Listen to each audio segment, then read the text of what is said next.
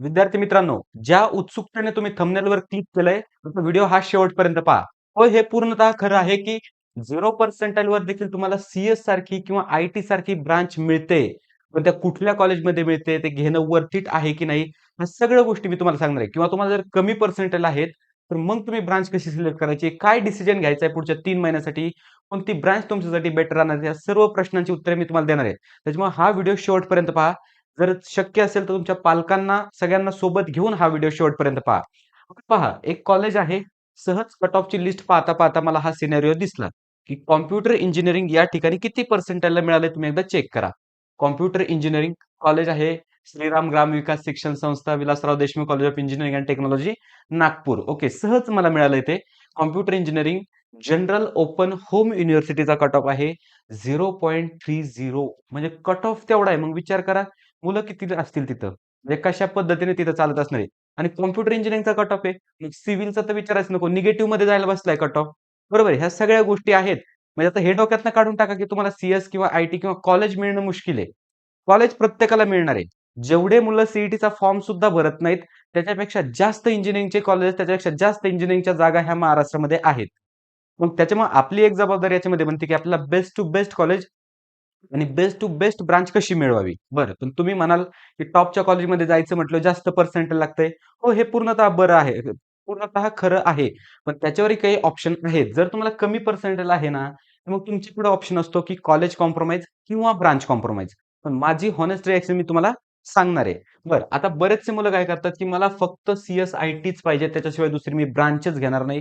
किंवा बऱ्याचशा पालकांच्या, विद्यार्थ्यांच्या मनामध्ये अशी एक आता संकल्पना बसली, की बाबा सीएस किंवा आयटी असेल, एआय असेल. एआय साधं म्हणता सुद्धा येत नाही काही-काही स्टुडंटना. तरी म्हणतात आम्हाला एआय करायचंय. एआयचं विचारलं फुल फॉर्म काय आहे? माहिती नाही. तरी म्हणताय एआय करायचंय. मग यासारख्या गोष्टी घडतायत. त्याच्यामुळे हा व्हिडिओ मी तुमच्यासाठी स्पेशली बनवतोय. आता विचार करा जरा, की 2 ऑप्शन आपल्यापुढे आहेत. पहिला ऑप्शन म्हणजे काय? तर सीएस-आयटी कॉलेज, सीएस-आयटीसाठी ब्रांच घ्यावी, लोअर कॉलेज घ्यावं. म्हणजे 0 पर्सेंटाइलला पण मिळतंय. मग आपल्या सिटीमध्ये ऑब्व्हियसली मिळणार आहे. पुण्यामध्ये आहेत का अशी कॉलेजेस? तर हो, ढिगाण अशी कॉलेजेस पडलेत. साताऱ्यामध्ये आहेत का? आहेत. कोल्हापूरमध्ये आहेत का? आहेत. नगरमध्ये आहेत का? आहेत. मुंबईमध्ये आहेत का?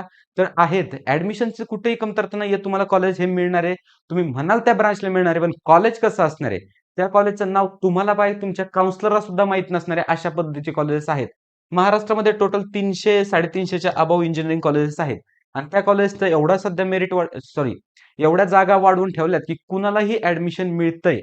बरोबर. मग आपल्याला पण ठरवायचंय. विचार करा ना, जर तुम्ही अशा कॉलेजमध्ये गेले, तर तिथं कट ऑफ जर 0 पर्सेंटाइल लागत असेल, 0 पर्सेंटाइल जर कट ऑफ लागत असेल, तर विचार करा त्या ठिकाणी कोणती मुलं येणार आहेत? त्या ठिकाणी कोणतं तुमचं डेव्हलपमेंट होणार आहे? ओव्हरऑल डेव्हलपमेंट, ह्या सगळ्या गोष्टी काय होणार आहेत?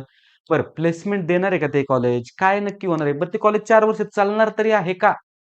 ह्या गोष्टी कुठेतरी विचार करण्यासारख्या आहेत. त्याच्यामुळे हा व्हिडिओ मी बनवतोय. पहा, आपल्याकडे 2 ऑप्शन असतात. एकतर कॉलेज थोडंसं कॉम्प्रोमाईज करायचं किंवा ब्रांच कॉम्प्रोमाईज करायची. बरोबर आहे. पण ह्या सिनेरिओमध्ये जर तुम्हाला कमी पर्सेंटाइल असेल आणि तरीही ॲडमिशन घ्यायचं असेल, तर त्यावेळेस मी तुम्हाला स्ट्रिक्टली सांगेल, इंटरेस्ट वगैरे 2 मिनिटं बाजूला ठेवा. 50च्या आतमध्ये, 30च्या आतमध्ये जर तुम्हाला पर्सेंटाइल असेल, तर इंटरेस्ट वगैरे स्ट्रिक्टली बाजूला ठेवायचं आहे आणि तुम्हाला compulsory civil, mechanical, electrical, production, manufacturing, textile यासारख्या कमी कट ऑफ असणाऱ्या ब्रांचेसमध्ये जायचंय आणि एक चांगलं कॉलेज निवडायचंय. चांगल्या कॉलेजची भूमिका खूप असते आपल्या आयुष्यामध्ये, ठीक आहे. पण सांगताना सांगतो, की बाबा ब्रांचला जास्त महत्त्व द्या, इंटरेस्टला जास्त महत्त्व द्या. पण हे कुठपर्यंत? जिथपर्यंत आपल्याला एक मनासारखं कॉलेज किंवा मनासारखी ब्रांच भेटते तिथपर्यंतच. त्याच्या खाली ज्यावेळेस येतो आपल्याला त्यावेळेस उलटा विचार करण्याची गरज असते. आपण अशा कॉलेजमध्ये गेलो, काही-काही कॉलेजेस मी पाहिलेत, की फक्त एक क्लासरूम असते. एक क्लासरूम किंवा भाड्याने असतं कॉलेज. कॉलेज भाड्याने म्हणजे काय एक बिल्डिंग वगैरे घेतलेली असते, त्याच्यात कॉलेज पण असतं, शाळा पण त्याच्यात असते, सगळ्या गोष्टी त्याच्यात असतात. मग थोडक्यात एक्सटर्नल कॉलेज केल्यासारखं. मग जर अशी परिस्थिती असेल, तर इंजिनिअरिंग करायची तरी कशाला? 12वी पास बरे ना आपण. मग ह्या सगळ्या गोष्टी आहेत, त्याचा व्यवस्थित आपल्याला विचार करायचा आहे. लास्ट इयर मी एक व्हिडिओ बनवला होता, की सीएस आयटीचा हट्ट नको. तो मला व्हिडिओ कशावरनं सुचला होता बनवायचा? लास्ट इयर आम्ही एका कॉलेजमध्ये गेलो होतो. 2 कॉलेजेसमध्ये गेलो होतो सहज. पुण्याच्या साइडला ते कॉलेज आहेत. पुणे-सातारा हायवेवर ते कॉलेजेस आहेत. एक अगदीच हायवेवर आहे. एक 400-500 मीटर आतमध्ये आहेत आणि एक कॉलेज खेड शिवापूरचा जो टोल नाका आहे, तर त्याच्यापासून एक 7-8 किलोमीटर आतमध्ये गावामध्ये कॉलेज आहे. आता ज्यावेळेस आम्ही त्या कॉलेजमध्ये गेलो, लास्ट इयर पण हा सिनेरिओ मी तुम्हाला सांगितलाय. आणि त्याच्यासारखे ह्या वर्षी सुद्धा मला भरपूर कॉलेजेस मिळालेत. कामशेतकडे कॉलेज आहे. त्यानंतर तळेगाव वगैरे तिकडे एकदम गावाकडे एक कॉलेज आहे. त्याच्यानंतर अहिल्यानगरकडे पाहिलं तर अगदी खेडेगावात एक कॉलेज आहे. मग अशी कॉलेजेस आहेत आणि ही कॉलेजेस काय करतायत तुम्हाला खोटे प्लेसमेंटचे वादे करतायत. खोटे प्लेसमेंटचे वादे करतायत. आता इकडं आष्टा म्हणून एक कॉलेज आहे. तर त्या ठिकाणी त्यांचं असं मत आहे, की मेकॅनिकल इंजिनिअरिंगची त्यांची 100% प्लेसमेंट आहे. 100% जेवढे मुलं ॲडमिशन घेतात तेवढे प्लेस होतायत. पण मी तुम्हाला सांगतो मेकॅनिकलची सुद्धा 100% नाही. मेकॅनिकल काय धरून बसलायत? इथं IIT बॉम्बेच्या CSची सुद्धा 100% प्लेसमेंट नाहीये. मग हे आष्ट्यात कॉलेज कशी देते 100% प्लेसमेंट? आणि याला पालक बळी पडतायत. बळी पडतायत पालक. पालक प्रोव्हिजनल ॲडमिशन करतायत जाऊन. लाखो रुपये फीस भरतायत. बरोबर आहे. मग ह्या गोष्टी आपल्याला करायच्या नाहीत. आपल्याला जे ॲडमिशन घ्यायचं आपल्याला कॅप थ्रूच घ्यायचंय. बरं त्याच्यानंतर आता मी ते कॉलेजबद्दल तुम्हाला सांगत होतो. कॉलेज ज्यावेळेस आम्ही व्हिजिट केली, ओके. एक नवसह्याद्री नाव आता मी डायरेक्ट नावं घेतो कॉलेजची काहीही प्रॉब्लेम नाहीये. नवसह्याद्री नावाचं कॉलेज आहे. ओके. नवसह्याद्री कॉलेज आहे तिथं त्या ठिकाणी. त्या कॉलेजचा कट ऑफ जातो का? हो, ऑब्व्हियसली चांगला जातो कट ऑफ. कॅम्पस वगैरे सगळ्या गोष्टी चांगल्या आहेत आणि लोकेशन पण ठीक आहे. पुणे सिटीपासून थोडंसं दूर आहे, पण लोकेशन चांगलं आहे. काहीच प्रॉब्लेम नाही. पण ज्यावेळेस प्लेसमेंटचा आपण विचार करतो, तिथल्या स्टुडंटला आम्ही विचारलं, की एवढा मोठा बॅनर लावलाय आणि त्याच्यावर काय लिहिलेलं होतं माहिती पुण्याचा एक क्लास आहे क्यू स्पायडर नावाचा. तर त्या क्यू स्पायडरचं नाव तिथं लिहिलेलं होतं. म्हणजे क्यू स्पायडरमध्ये जायचं आपण तिथं पैसे भरायचे, इंटर्नशिप घ्यायची, काय असेल ते कोर्सेस करायचे आणि कॉलेजवाले काय सांगणार, की आम्ही क्यू स्पायडर नावाच्या इथं मध्ये ह्या मुलांना इंटर्नशिप मिळवून दिली. ह्या गोष्टी इथं, ह्या फसवेगिरी आहे. कॉलेज आता Instagramवर बरेचसे तुम्हाला ॲड येत असतील. हे कॉलेज, ते कॉलेज, ही प्रायव्हेट युनिव्हर्सिटी, ती प्रायव्हेट युनिव्हर्सिटी. पण हे सगळं झोल आहे.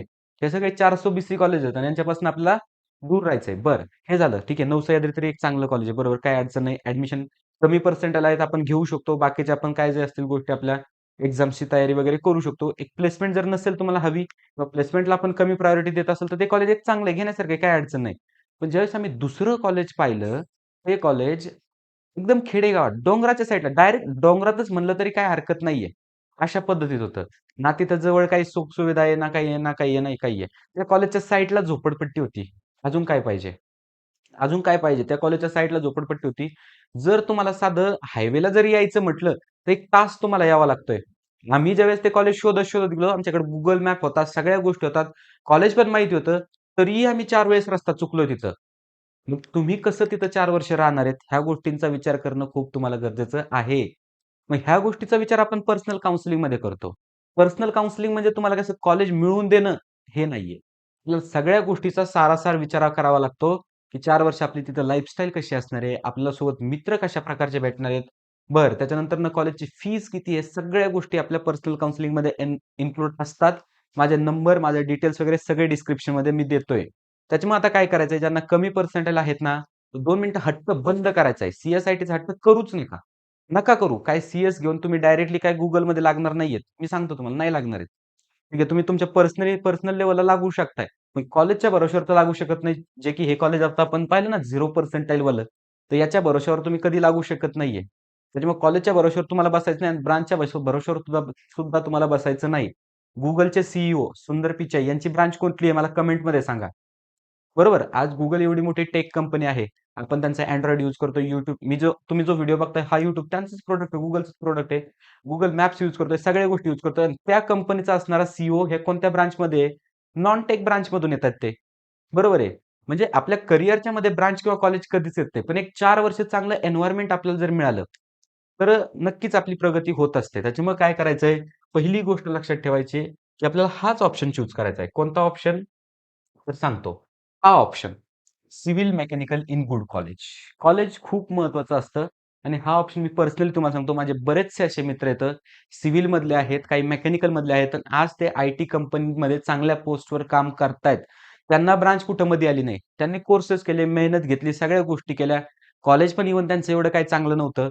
तरीही त्यांना चांगली प्लेसमेंट मिळली. मग आपल्याला का नाही मिळणार? या गोष्टींचा विचार करणं गरजेचं आहे. हट्ट करू नका. मला एवढे फोन येतात सध्या 6 पर्सेंटाइल आहे, सी-एस-आय-टीसाठी करायचं. कोणत्या तोंडाने बोलताय तुम्ही सी-एस-आय-टीसाठी करायचंय? ठीक आहे. देऊ सी-एस-आय-टीसाठी कॉलेज तुम्हाला. हां, मग हे असलं कॉलेज तुम्हाला मिळणार. हे कॉलेज तुम्हाला मिळणार इथं. 0.0 पर्सेंटाइलवाला मुलगा तिथं असणार आहे. हं. मग त्या पद्धतीने मग त्या मुलांची मेंटॅलिटी तीच असणार आहे. कॉलेजचं वातावरण तेच असणार आहे. सगळ्या गोष्टी मॅटर करतात. त्याच्यामुळे व्यवस्थित निर्णय घेणं गरजेचं आहे.